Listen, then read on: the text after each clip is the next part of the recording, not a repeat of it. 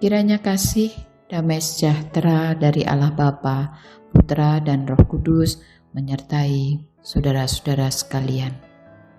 Bapak, Ibu, dan saudara-saudara yang dikasihi Tuhan, sebelum kita bersama-sama mendengarkan pengajaran Tuhan melalui firman yang akan kita baca, mari kita persiapkan hati kita terlebih dahulu di dalam doa.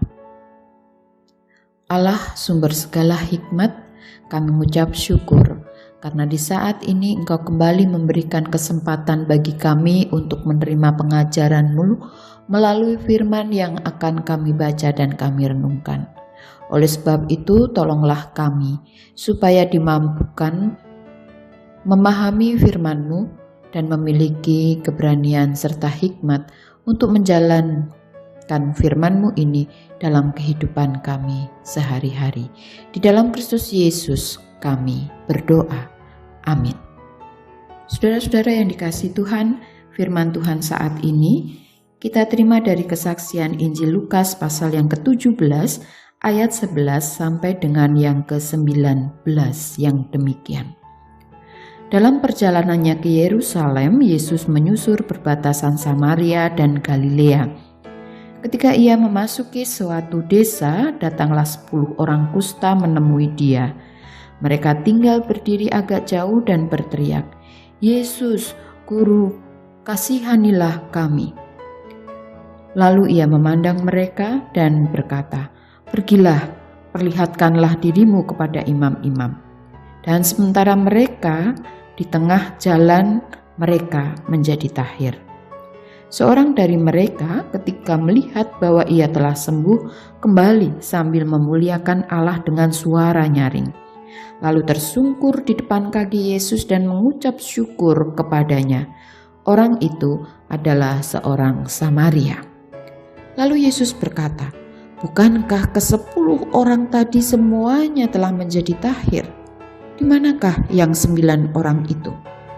Tidak adakah di antara mereka yang kembali untuk memuliakan Allah selain dari orang asing ini?"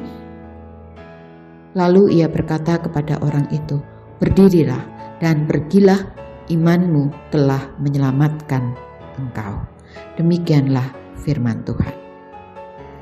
Saudara-saudara yang dikasihi Tuhan, ayat yang kita baca adalah perikop tentang kisah dari peristiwa Tuhan Yesus yang menyembuhkan 10 orang kusta. Kisah ini memberikan kesaksian bahwa di tengah komunitas yang kerap kali dianggap najis pun Allah menunjukkan kehadirannya. Ia memberikan kasih dan kemurahannya, memulihkan dengan sempurna 10 orang yang menderita penyakit kusta. Tetapi pertanyaan Yesus yang kita baca di ayat yang ke-18 menunjukkan kekecewaan Tuhan Yesus ketika menjumpai dari 10 orang yang telah mengalami pemulihan itu hanya 1 orang yang kembali untuk mengucap syukur. Melalui ayat 18 ini juga kita mendapati apa yang sebenarnya menjadi keinginan Tuhan Yesus, supaya setiap orang belajar hidup dengan rasa syukur. Karena bersyukur itu berarti menyerahkan hidup kepada Allah untuk selanjutnya dipakai menjadi alat menyatakan kehadiran rahmat Tuhan. Sebab saat seseorang menghantarkan rasa syukurnya kepada Allah, sebenarnya ia telah mengantarkan hidupnya bagi Allah.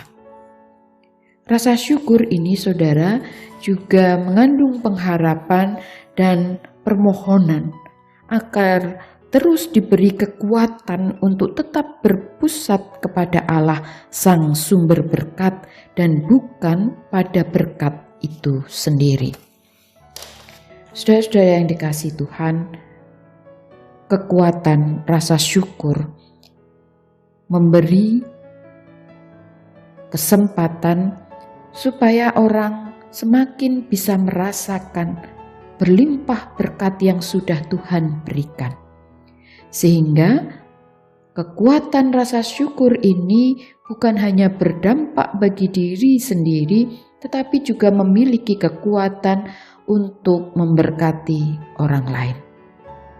Bapak, Ibu, dan saudara-saudara yang dikasihi Tuhan, Bapa di surga telah memberkati kita dengan banyak hal melalui banyak cara. Dan di dalam penghayatan inilah kita dipanggil untuk menghidupi semangat dan keinginan supaya kita dapat menjadi alat Tuhan di dalam menyatakan berkat bagi yang lain. Karena itulah yang Tuhan kehendaki. Ketika Ia menginginkan kita orang-orang yang telah diberkati itu hidup dengan rasa syukur, Tuhan menginginkan supaya kita mampu hadir berdampak bagi orang-orang lain. Tuhan memampukan kita. Amin.